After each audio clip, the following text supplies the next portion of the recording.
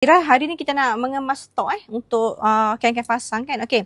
Ira tengah fikir ni. Kain ni Ira pernah buat harga sedekah Jumaat. Okey, di butik kan. Ni, kain ni harga dia 89, bidang 45, 4 meter. Okey. Yang ni yang kita packing kan untuk sedekah Jumaat. Okey. So kita baru ni kita menyimpan, bila habis offer tu kita dah tak jual tahu harga tu. Dia harga, contoh kalau Ira buat sedekah Jumaat, dia hari Jumaat tu saja. So hari-hari lain dia tak ada dah. So Ira tengah fikir ni ni. Ira nak kembalikan sekali lagi ke ataupun kita nak buka untuk buat jualan biasa. Ira tengah fikir. Kain cantik kakak. Jangan risau. Kain-kain yang Ira tunjuk dekat you ni memang dia sangat cantik. Kain dia sangat cantik. Kain dia sangat best. Bidang kain, bidang apa tu? 45, 4 meter. Okey, tengah fikir. Cuba you all bagi pendapat dekat Ira.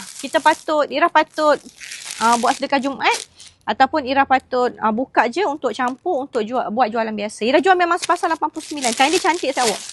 Cuba you all komen. Nak buat sedekah Jumaat ke ataupun kita tutup untuk kita buat jualan biasa. You all komen.